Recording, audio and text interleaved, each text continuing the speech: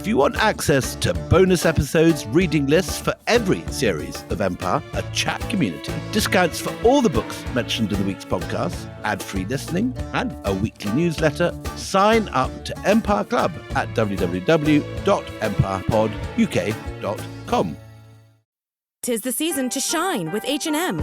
Discover the holiday collection and find fashionable pieces for your wardrobe or for under the tree. Get inspired and dazzle with this year's glam. From tuxedo styles, bow detailed pieces, impressive prints, and more. From unforgettable looks to unforgettable gifts. With fashion finds to home decor, find it all at H&M. Treat your loved ones and yourself this season. Shop in-store or at hm.com. When it comes to picking the perfect treats for your dog, Stuart makes the choice easy by keeping it real. Real ingredients, real nutrients, real benefits. Stuart dog treats are free from additives, corn, soy, wheat, and grains. Plus, they're freeze-dried to lock in all the great nutrition and natural flavor your furry friend deserves. Stuart freeze-dried dog treats. Big, tail-wagging nutritional benefits. Available on Amazon and Chewy. Learn more at stuartpet.com. This episode is brought to you by the podcast Tools and Weapons with Brad Smith. You know, one of my favorite subjects to discuss is technology. Because when you think about it, there are few things in the world that can improve or destroy the world like the technologies that humans create. The question is, how do we find the balance? Well, one of my favorite podcasts that aims to find the answers to these questions is hosted by my good friend, Brad Smith, the Vice Chair and President of Microsoft. From AI to cybersecurity and even sustainability, every episode takes a fascinating look at the best ways we can use technology to shape the world. Follow and listen to Tools and Weapons with Brad Smith on Spotify now.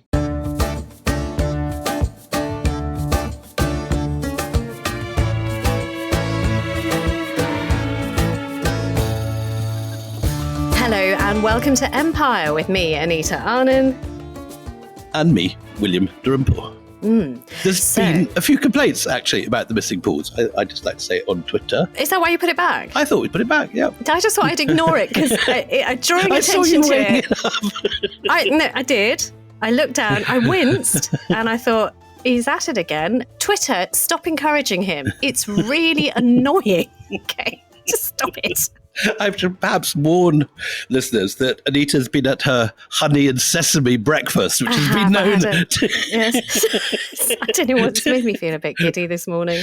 Anyway. It was very nice. I thought I'd eat like Alexander. Anyway, look, this is why we're here today, because we are discussing a man who thought of himself as a god.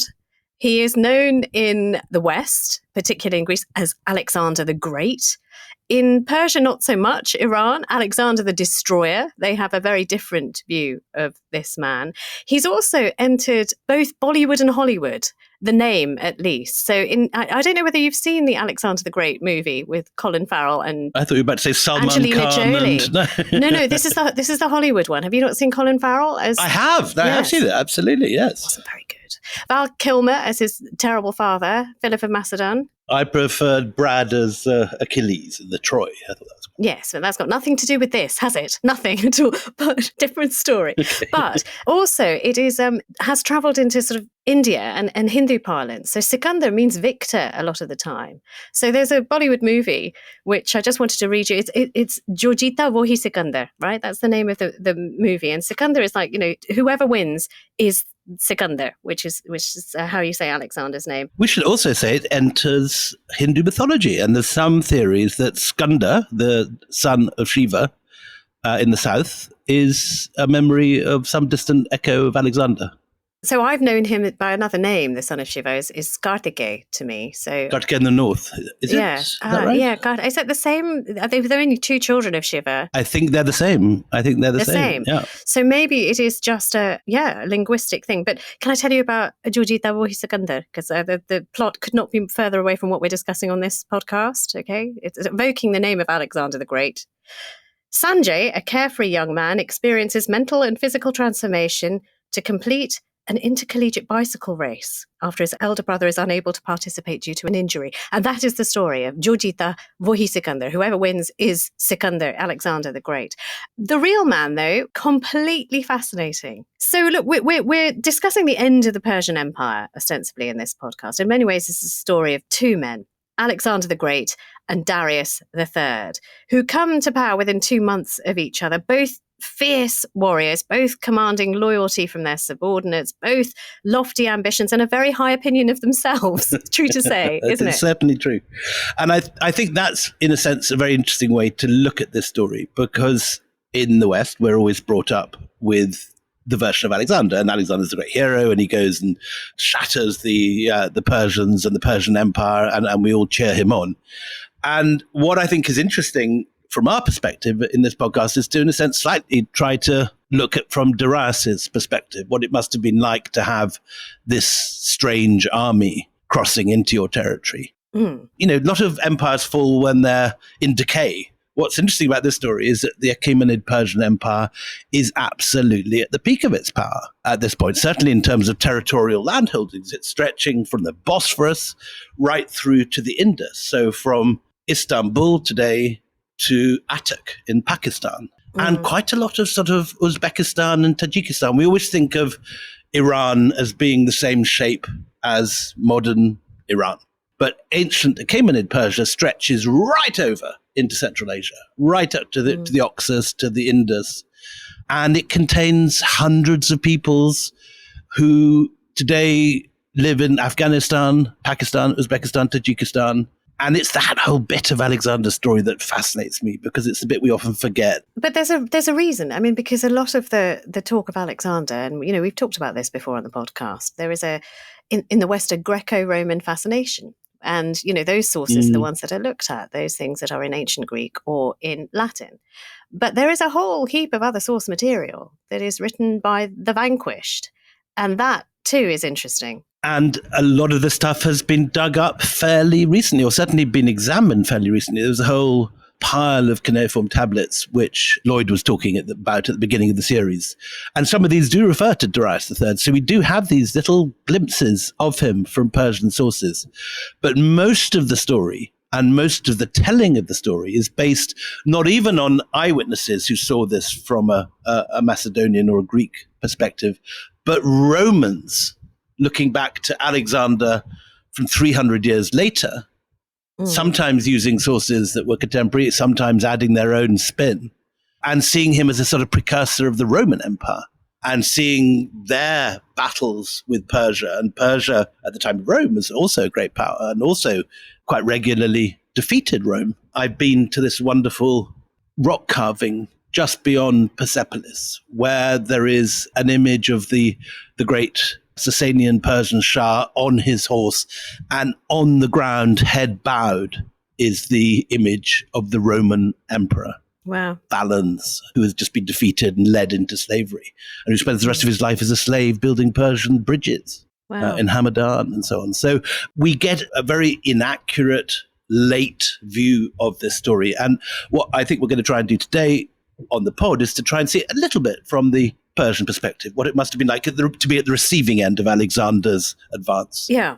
Well, to that end, let's start with the cast list for this podcast, Darius III. So a grandson of Darius II, so Achaemenid by blood, but he was a side branch. He wasn't the main line, was he? And that's, I mean, is that important or significant, or do people just forget about that? He's still an Achaemenid, but he has come to power after a period of bloodshed and palace coups. It isn't that the empire is collapsing, they haven't lost territories, the empire is still obedient to the will of the Shah. What year are we talking? We should put a year on this. We're talking in the 320s BCE. So this is now, 4 generations after Xerxes has attempted to conquer Greece and has been driven back, maybe 5 generations later. And the Persian Empire is still in very fit shape, but there's been a lot of bloodshed and palace coups. So it isn't the straightforward father to son line. No, but he's a man who's in the right place at the right time, and he served Artaxerxes III, who is the previous king. Yep. He's distinguished himself. He's the man to send out when one of your satrapies is revolting, and he puts down a Caducean revolt. The Cadusians are the people who used to be called the Medes. They're the Highlanders occupying the mountainous spine of the Elburz between what's now, I suppose, Tehran and the Caspian Sea. So yes, he's put down a revolt. He's been rewarded with the satrapy of Armenia, which is also under Persian rule at this point. Yeah, and the governorship of Persepolis and Pars as well. But you know what? The reason he distinguishes himself is because he's willing to, basically front up personally with enemies. So it's single-handed combat that he is willing to take part in. And he is a ferocious fighter. Very important. And so again, we often, from the Roman perspective in the chronicles that give us the versions that we're used to of Alexander's attack, he's often seen, Darius III, as this weak, cowardly character who loses successive battles. But in fact, he has an incredible track record as a very successful general, and that's why he gets the job. So that's it. They choose not the son, but they choose Darius instead to succeed after Artaxerxes. Tell us a little bit about what Persia looks like, the state of the empire at that time, Willie. So I say it's not an empire in decline. It's an empire at the peak of its territorial glory, if you like, and it is based still in Persepolis, which is in southern Iran today, but it stretches down to Baghdad, which is in modern Iraq, and then right down to Egypt. And we often forget that Egypt at this period is entirely ruled from Persia. And I say one of the big surprises when you go to Persepolis is the amount of Egyptian-looking architecture there. You always see in the pictures, the obviously Persianate bits, like the double bull capitals and so on. But the stuff that looks just like, the temples at Luxor from an Agatha Christie film, also lying around in Persepolis. Time to introduce Alexander, son of Philip II of Macedon, always depicted as this golden-haired youth who is, certainly in representations in film and in literature, he is godlike. And he puts that about himself quite a lot. He describes himself as a son of Zeus as well and identifies with Achilles rather a lot, doesn't he? Well, I think we have a pretty good idea of what he looked like because there are coins dating from his reign, although most of the ones that you see on the market tend to be fake because they're often the most popular coins. But we know his face, and it's much reproduced in classical statuary. So when you go to the Metropolitan Museum in New York, the largest, most perfect face, sort of 40 times life size, this enormous bust of Alexander, which dominates the classical galleries. So there are certain things that, are put about a lot about him. First of all, can we do the origin story and the different origin stories? So, one of them is that his mother, Olympias, is dreaming that a thunderbolt falls from the sky into her womb directly. The second has Philip dreaming that he seals his wife's womb with a tablet of wax on which there is an impression of a lion. The third has Philip finding his wife, Olympias, having sex with a huge snake, which is meant to be Zeus in disguise, and then becomes pregnant with Alexander. And the thing is, he doesn't mind any of this at all in later life. And it is something that he rather builds on and actually starts to possibly believe about himself, that he is God anointed somehow, not a mere man. In my backpacking youth, I spent a night in a sleeping bag on a sleeping roll in the archaeological site of Pella, which is the Macedonian capital, now in Greece, on the way to Turkey and Thrace. And I remember reading that story about Olympias having sex with a huge snake when I was just sitting on the ground or trying to sleep on the ground and kept imagining this snake coming. But there were no snakes in Pella when I went there. Did it not fancy you? So it's like no traction. Oh. I wasn't mistaken for Olympias that night. No. Sorry, boo hiss for the snake that didn't like Willie. But look, so this is something that he rather enjoys this. Things that we do know about him. His father was Philip of Macedon, who was a difficult father to grow up with. But his father does try and get him the best education, like every good Indian parent searches around for the very best teachers and appoints Aristotle to teach him from the age of 13. He is a student of Aristotle. And he maintains this fascination throughout his life of talking to philosophers wherever he will go. Do you know the stories? I don't know if it's true or not. When he gets to India, when he goes to Taxila, he seeks out the sadhus and what he calls the gymnosophists. Yes, the gymnast Sophist who wear no clothes, the naked sadhus, and wants to talk and learn about, their idea of the world and what is good and what is bad and what is heaven and what is hell. But the other one that I really like is that Alexander, according to legend, so I mean, I don't know if this is true or not, there's no source for this, but he goes into the marketplace to look for Diogenes, the cynic. That's right. Do you know this one? He's in a pot or something, isn't he? What's the story? Yes, he sleeps in a pot. That's right. He sleeps in a clay pot because he's abjured everything. There's a picture of Diogenes in his pot by Raphael in the Vatican. You can see Diogenes in his pot. I have not seen Diogenes in his pot.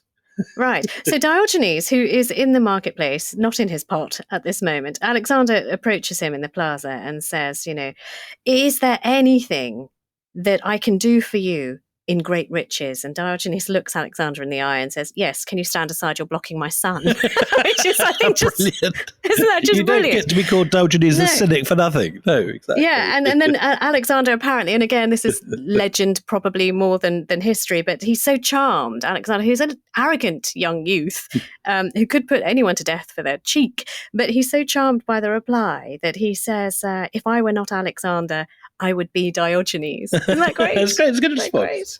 Yeah. How to deal with Twitter trolls. Yeah. So, but what I want to try and get in here, and what interests me, is that certainly I was brought up on this idea of Alexander as the sort of perfect Greek. He's depicted in Greek statuary. He comes from northern Greece. He's taught by Aristotle. But what we're not taught in the West is that Macedon was famous in Greece for being an incredibly Persianate court. Mm. In the first Persian invasion of Greece, Macedon is allied with Darius, and Macedonian soldiers fight with Darius against Sparta. Then later, when Xerxes comes and wants to again invade Greece, he actually stays for an extended period of time with the Macedonians. And the Macedonians take on all this Persianate culture. And you can see it in their art. If you go to Philip of Macedon's tomb today, there is an astonishing new museum they've just put up. And it's not just this pure Greek art. There are, many, many signs of Persian influence.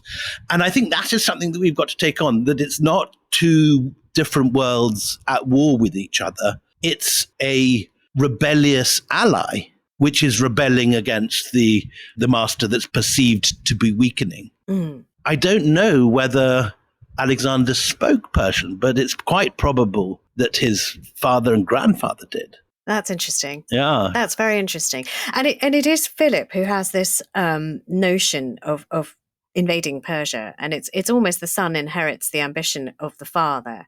That's exactly right. And what's fascinating is that Philip of Macedon both takes on the Persians, but is living in an incredibly Persianate court. And Philip sits on a throne crafted on the Persian model, and he drinks from silver Caymanid-style Rhiton cups. Those wonderful sort of silver horns that you see in museums with wonderful prancing tigers at the end of these drinking horns. And there are Persian princesses who've been married into the Macedonian court. And it seems to be that, a Persian who visited Pella and went to the Macedonian court would have felt completely at home. And It's only under Philip's reign that you begin to get a bit of political dissonance. First of all, he starts taking in rebels, Persians who are fleeing the upheavals in the court at Persepolis. And during the reign of Artaxerxes, two brothers called Mentor, Memnon of Rhodes, who are rebels against the Shah, come and take refuge in Macedon. And so there is this impression that you're getting in the kind of 330 BCs, that the Macedonians are beginning to be prepared to cock a snook at the Persians. So the first clash between Macedon and Persia flares up in 341 to 340 BC, when Philip attempts to overpower the Persian-held satrapies in Byzantium, in modern Istanbul. And he takes those cities, and then he goes into Asia Minor, and he takes 10,000 Macedonian soldiers in the summer of 336, under the command of his generals Parmenion and Attalos. And so Philip of Macedon is the first to actually invade properly into Persian territory, but the invasion doesn't go as well. He retreats back into his territory. But there is a precedent for Alexander in what his father has done. Okay, and it seems that, 2 years later after that, 334 BC, is when Alexander, possibly on the plans that his father had made, Absolutely, does his own try at Persia. He crosses the Hellespont. First of all, what is the Hellespont? We use that phrase. What exactly is the Hellespont? So the Hellespont is the Bosphorus. It's the waterway which links the Black Sea and the Mediterranean, and it is this stretch of water which separates Europe from Asia. And it's always been an incredibly symbolic stretch of water, and anyone going from Europe to Asia or from Asia to Europe at that period of history had to cross the Hellespont, whether in a boat or, if you're Lord Byron, you swim it. And Yes. My old friend, my mentor, Patrick Leigh Fermor, who is the wonderful travel writer and who I hero worshipped as a teenager and used to go and see.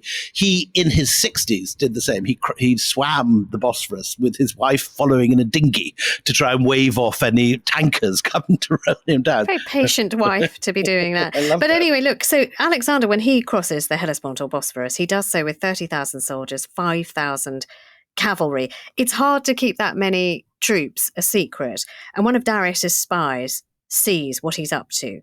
And so the news goes back, he's coming. Yes, and this is 3 times the invasion force that his father had taken. So from the beginning, he's serious. It's quite clear that this is not a little raid or a border skirmish. 30,000 troops gathered from across the Macedonian lands is a major invasion force. This is the Macedonian equivalent of D-Day. Right. And what I love about the spy's report is that the spy goes back to the Persian court and says, this is the way he did this. He marked his arrival in the Persian Empire by hurling a spear into the ground and claiming, I am the new Achilles. I am going to avenge the Greeks who lost their livelihoods when Xerxes marched on Greece. So right from the get-go, just his reputation precedes him, and this sort of godhead business that he wraps himself very tightly in is reaching the Persian court. So whether any of this actually ever happened is hugely open to question. And many scholars say that this is just, this sort of later Propaganda. Roman, not even propaganda, later complete rewriting of this history to reflect Rome's view of what Alexander should have been. And there's absolutely no evidence at all for anything at the time. We do have evidence of Darius's response, though. What does Darius do? So Darius, I think, initially is not nervous. He has his satrapies in Anatolia who are meant to deal with this. And I think it's from Sardis that the local rulers go and confront this force. I don't think the full scale of this invasion had been recognized yet in Persepolis. And so Darius does not mobilize. He just gets his local guys to take on these Greeks. And we should say that the Macedonians didn't, up to this point, have a massive military reputation. They were regarded by the Greeks as northern barbarians and by the Persians as distant allies from the furthest end of the civilized world. So it wasn't that everyone thought that the Macedonians were the great military power which had to be feared. So Darius just sends his local guys to take on this. And of course, they are quickly and instantly defeated. And Alexander then does a mopping up operation on the coast. He goes right around the coast of Lydia, modern Western Turkey, and wipes out all the signs of Persian resistance. And we should remember that this area today, Western Turkey, was full of Greek-speaking city-states that had been under Persian rule. So as a Greek speaker, Alexander could have expected a certain amount of local support, and many of people would have regarded the Persians as foreign occupiers who were taking their taxes. So there's every reason to think that Alexander's force, if not welcomed as liberators, were certainly not seen as something to be frightened of or resisted by the locals. So, I mean, Darius might have been quite relaxed when, these first reports come from his spies that there's a large Macedonian troop movement coming into his territory. But these defeats start making him nervous. And what makes him even more nervous is that Alexander has the temerity to start issuing coins within the lands that he conquers. So this is an absolute tweaking of the Persians' noses, saying, I'm the one on the coins, I'm the one who rules. And this is clearly showing that Alexander is not just doing a border raid, that he's not wanting to take Byzantium on the western coast, that he's actually really marching into the Persian heartlands and is serious. So this is the point that Darius mobilizes himself. And when he hears about the defeat of his satraps at Zalaia, in what's now northeastern Turkey, he starts to gather an enormous army. And I think he's in Babylon when he first hears the news, in 333. And he gathers this enormous army from across Mesopotamia and marches down into what's now eastern Turkey. And I've been to the site of the battle which takes place. It's at a place called Issus, which is north of modern Antakya. And it's in this dusty plain. I remember actually getting off a bus when I was going somewhere else just to have a look at the plains of Issus, having read all these wonderful stories. What did it look like when you saw it? Well, I loved Robin Lane Fox's biography of Alexander and had it with me when I was on this journey. And I got off this bus age, 20 or 21 or something. And it was early morning and there was this misty plain stretching down towards the Mediterranean. And in the north, there were what's called the Cilician Gates, which are these enormous mountain range, which has one path which leads towards Persia. And so Alexander's waiting at the bottom of the Cilician Gates when Darius comes with this enormous army of Mesopotamian troops. Darius doesn't just come with his army. Can I just also report that he comes with his mother, his wife, his daughter, her younger sister, Darius' son and heir, a 5-year-old boy called Ocus, which is a very odd thing because it's almost like a little family holiday rather than, going into battle. Well, it's an indication that he's not taking Alexander to be a sort of, apocalyptic threat at all, no. So one reason that Darius may have brought his family on this family holiday is that south of Antioch was the great classical holiday destination, if you like, the sort of Florida or the Tuscany of the classical world. And I think I'm right in saying that's where Andy and Cleopatra go on honeymoon. So maybe Darius had a similar maybe it really is a family trip and we'll just vanquish these pesky Macedonians on the way. Get rid of these pesky Macedonians, then we'll go off on a nice romantic holiday with all my wives. So he takes, his nearest and dearest with him. Crucially, and this is going to be important for later in this story, there was also a satrap called Bessus with him, who rules the powerful satrapy of Bactria. Remember that because it's going to be important later on in Alexander's story. And Bactria is famous for having a really very fierce cavalry. So here he is, he's tooled up, he's got his family, he's made promises to his little son, and the armies meet at Issus. So tell us what happens at Issus. So Issus is, as I said, just below the Cilician Gates in eastern Turkey today, north of Antioch. And it's inland, it's on a flat plain with mountains in the distance. And Darius has got a much larger army than Alexander. He's pulled in all the spare troops he could find in Mesopotamia. And these figures are never agreed by historians, but the figures I've read are about 108,000 Persians under Darius's command, while Alexander has a very large force, but about half that, 40,000, including his cavalry. So the Persians are in a very confident mood. They not only brought their lovely sort of family en route to a holiday, but they are very confident that this enormous army can make mincemeat of Alexander's still, unproven forces. It's all very well defeating the local chieftains and governors in the uncivilized western half of the Persian Empire, but it's a totally different thing taking on the immortals, the crack troops from Persepolis and from the Persian heartlands. But they do. They take them on and they defeat them. I mean, I'm sort of trying to understand how that happens. So Darius doesn't understand how it happens, and we certainly get very confusing and often very conflicting accounts of the battle in the Roman sources. There are no Persian sources for this battle. It isn't referred to in Persian sources. So at least in the Roman sources, Alexander leads personally a charge across the Pinaris River, which separates the two, shattering one of the Persian flanks. And at this point, he cites Darius, and we have this picture in the Roman sources, whether it's true or not, of these two leaders meeting each other. And Darius is in his war chariot, while Alexander is on his horse with his companion cavalry. So you have these two legendary elite forces, the Macedonian phalanx and the Persian immortals meeting for the first time. And the Persians depend on their arrows, and they're expecting the Greeks to crumble before this incredible rain of arrows that come pouring down on them. And you can imagine them raising their shields and the sound of the arrows bouncing off the shields. But it doesn't do the job. And the Macedonians carry on, both the cavalry and the foot soldiers. And Darius, realizing that they're coming for him, turns his chariot about and flees the battlefield. Now, you could take two different attitudes to that. The Roman historians definitely depict Darius as this coward who's not up for a battle. But of course, it's the most sensible thing to do. Many, many other leaders, when they see a disaster in a battle, make the decision to fight another day. And this seems to be what Darius is doing. Yeah, and you're right to caution us about some of the Roman sources. I mean, Plutarch, who I guess is trying to magnify Alexander's bravery and his great victory, estimates that you said about 108,000 men under Darius, but Plutarch puts the Persian forces at 600,000, which is just impossible, but it does tell a good tale, doesn't it? Yeah, it's certainly the wrong figure.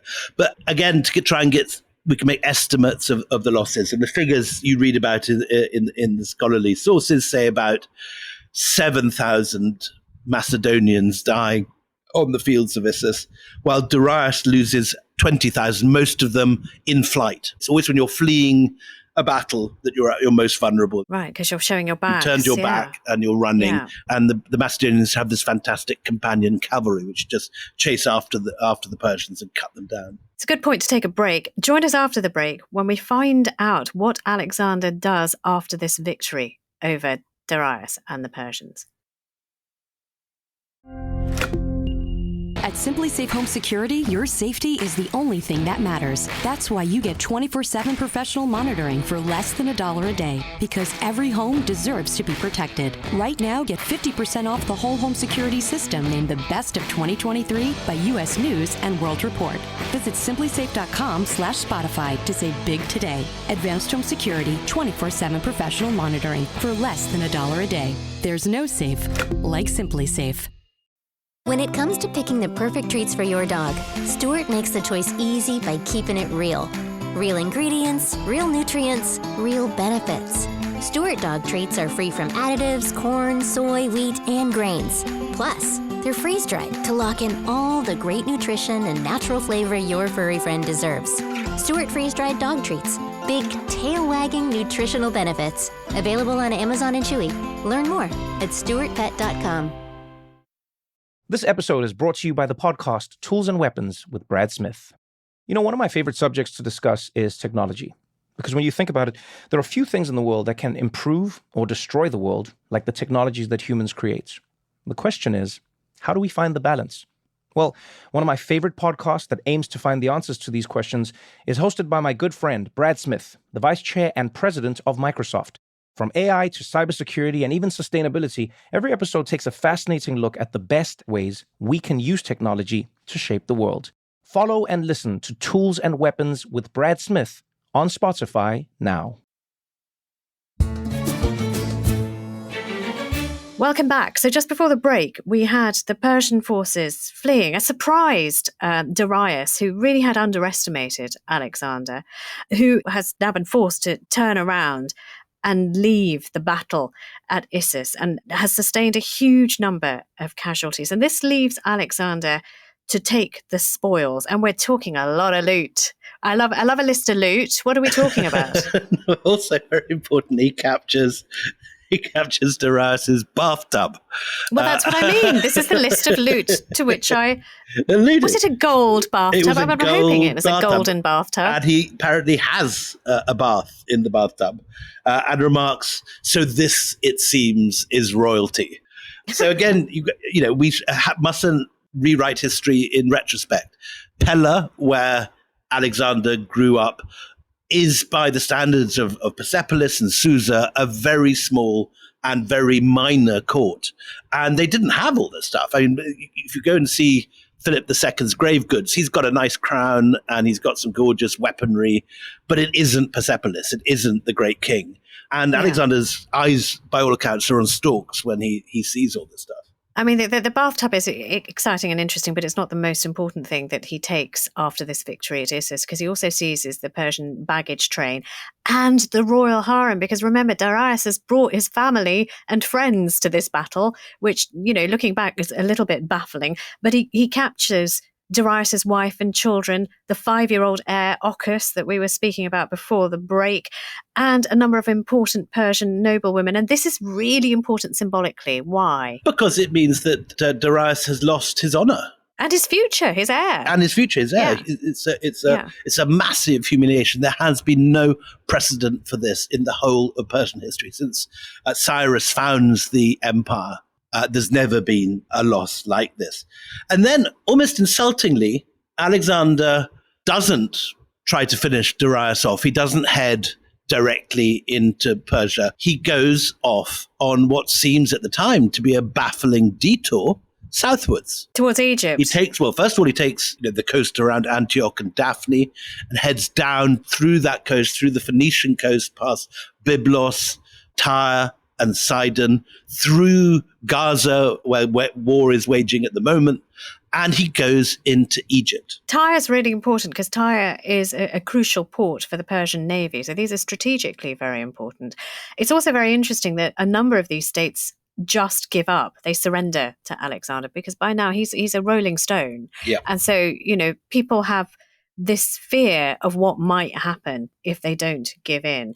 And there is an estimate that Alexander, after one protracted siege, puts to the sword roughly 6,000 to 8,000 people, enslaves 30,000. So, this fear, this cloak of fear that now is sort of also around his body, as well as this divinity, this self-proclaimed divinity that people talk about, is making him just ferocious by name alone. Yes, I think what would have not surprised anyone at the time was the 30,000 enslaved. It's a horrific figure for us to contemplate, all these people being led away in chains, but that was the nature of ancient warfare. But what was more unusual at the time, I think, was the killing the 8,000 people from Tyre, because normally you took people hostage or took them prisoner and you used their services and people lived on. But Alexander doesn't. He commits a terrible massacre in Tyre, and then he heads on through Gaza, which falls after another siege, into Egypt. And it's there that two really interesting things happen. First of all, he founds Alexandria, which goes on, of course, to be the great city of learning in the Eastern Mediterranean and the place of the great library. But he goes on down to Upper Egypt and goes to visit and then restore some of Egypt's most ancient temples. He proclaims himself king of Upper and Lower Egypt, son of Ra, and beloved of Amun.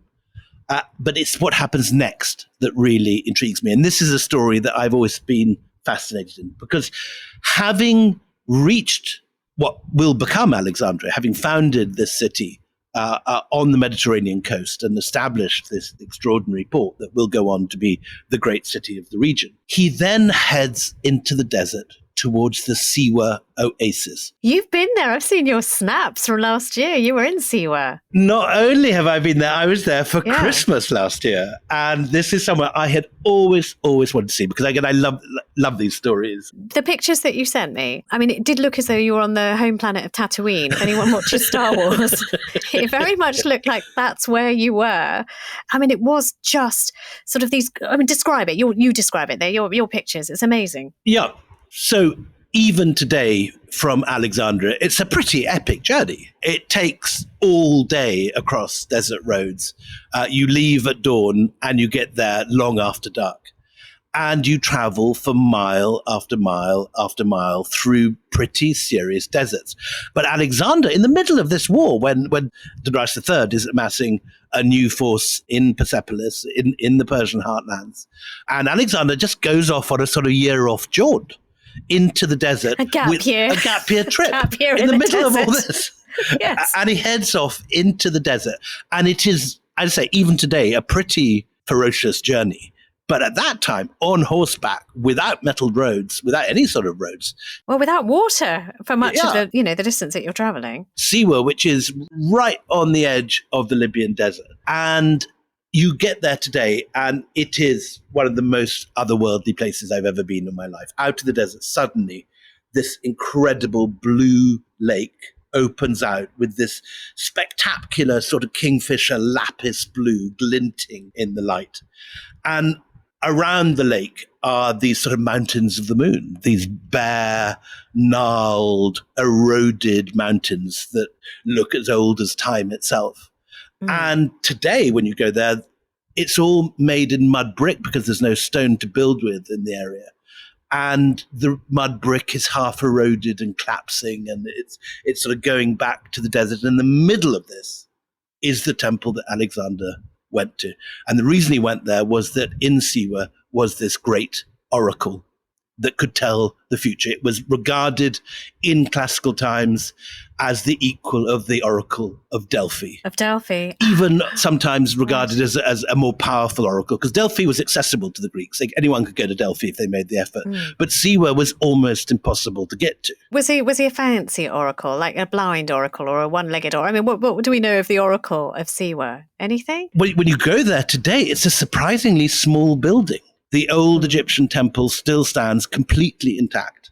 And it's up on a hill overlooking the lake with these massive bantering Egyptian walls. What's a bantering wall? Bantering means a sloping wall. Oh, a sloping wall. I did not. I've learned a thing. They banter inwards, so that Right. it's like a 45-degree angle. And around the edge are these ancient Egyptian carvings of the gods, of Horus, of Isis. But the particular oracle at Siwa is the oracle of Zeus Ammon. And the story goes that Alexander goes in alone and has a personal audience with the oracle, during which he's told that he is indeed the son of Zeus, and that Philip II was only his mortal father. Now, again, we have no idea whether this is true or not, whether he was actually told that or whether this is a later... Yeah, he's excited enough about what he is told. We don't know what he was told, but he is excited. He writes to his mother and he says, I've got secrets from the oracle, but I can only tell you in your own ear. I can't write them down. So when I get to Macedon, I'll tell you all about it. It is literally the most frustrating. As a mother, this is what happens. Mind you, Can't tell you, Mum. I'll tell you later. If you're Olympus and you've been having a good time with a snake, you'd probably know what your son has discovered. Well. So anyway, so I would anyone before we allow that thought to go too far. Anyone ever wants to go to the most otherworldly place I've ever been, possibly with the exception of parts of Tibet. Yeah. Siwa is that. You should actually put some of your pictures up on Twitter when this goes out. I will do that. But while he's having this extraordinary gap year, which he kind of is, yeah, exactly, because he's still young. He's finding himself. It's what they do on the gap year. Anyway, so he's finding himself with the oracle of Siwa. What is Darius doing? Because I cannot think that Darius is going to take that defeat lying down. And he is a mighty ruler. He's a mighty ruler with access to an enormous number of funds as well. This is a very rich empire, his Persian empire. So what does he do? So Darius III is all set to use both stick and carrot. On one hand, he reaches out to Alexander and asks for his family back, understandably. No one wants to lose their wife, their heir, their concubines, the entire harem. And he promises, allegedly, half of the Persian empire to Alexander if he will give the family back and retire. And the story goes that Alexander's general Parmenion advised Alexander to accept the offer. And Alexander replies that if he were Parmenion, he would, but he won't because he's Alexander. It's one of those sort of irritating things that Alexander tends to say. But Darius has a second policy, which is, of course, to rearm. And while Alexander's been going around, messing around with oracles in Siwa, Darius has been building up his forces. And you've got to remember that the Persian Empire was centered not in Asia Minor, but in Mesopotamia. So as far as Darius is concerned, he's still got all his heartlands, and he's got also the whole of Bactria, the whole of Afghanistan, the whole of Pakistan, and he's drawing troops in from all these areas and preparing to make another stand. So as you say, the carrot doesn't work, but, he's got a pretty big stick as well, William, and he has been hiring new recruits. He's preparing for a rematch because this is not going to go the way Alexander wants it. Darius is angry. He wants to get his own back. New types of weapons, including war elephants from India, which is just brilliant. I love it. a fabulous detail, a war elephant. Because all the area that's now modern Pakistan was in the Persian Empire. And you have descriptions of Indian troops fighting in earlier Persian campaigns, such as in Thermopylae and Salamis. There are Indian legions fighting there, which we often forget all this. We don't think about, yeah. So he's got his war elephants, he's got new types of weaponry, he's got newly trained recruits, but again and again, he gets bad omens. I mean, this is a time where great meaning is read into the activities of the natural world. So there is a week before this battle is meant to be planned. And already you've got a Persian force that is, has been shaken by what just Alexander's audacity and just how much he has managed to take and where he has managed to go, where no other Greek or Macedonian has gone before. So just over a week before they're meant to meet, and they're going to meet at a place called Gargamella, which is kind of near Erbil in what's today Iraqi Kurdistan, where Saddam Hussein committed those terrible atrocities with gas. That's very close to the site of Gargamella. Brilliant to point that out. The moon, though, just a week before this battle, has turned blood red and then black. I mean, I wonder if that is it. I mean, is it an eclipse? I mean, I'm sure somebody would be able to tell us. Yeah, it's an eclipse. Yeah. So, I mean, the blood red moon before, I mean, I've seen eclipses. I mean, my husband and I go and follow eclipses. I've not seen that sort of redness of the moon, but that's what they report. Then on another night, they see a meteor flashing across the sky. But the Persian priests aren't sure how to interpret this. And it could be good. They go to Darius. Could be good, could be bad. Not really sure. But it does really put the shakes into some of his troops. And then they receive the news, yeah. terrible news, which you can't mistake for it could be good, it could be bad. But Darius's wife, Stateria II, has died in childbirth. So, whatever you wanted to read into the natural world, that part of it is unmistakably bad. And of course, the possibility, even the suggestion is that the child that has killed the queen could have been Alexander's child. The Romans make this great play for Alexander being this figure of sort of chivalry and perfection. And they actually praise Alexander's courteous treatment of Darius's captured harem. But it's unclear. And many scholars believe that it's much more likely, given the way that people treated captives in those days, that the queen is raped and that she dies in childbirth from Alexander's child, which puts, again, this, remember, is a man that's just massacred all the inhabitants of Tyre. And it puts a very dark spin on Alexander, which the Roman sources try to polish up. Well, they leave that out or they play it down. Exactly. Or in fact, the way the Roman sources play it is that this is a child of destiny. This is a child that mixes the royal bloods of the House of Persia and the House of Macedon, who could be a really potent figure in any kind of conquered future. Take us to the night before the battle. So all of this, Darius knows. He's seen the sky turn red. He's seen it turn black. His seers have seen meteors flash across the sky, and now he's had this devastating news that his wife has been killed by a child that may not even have been his.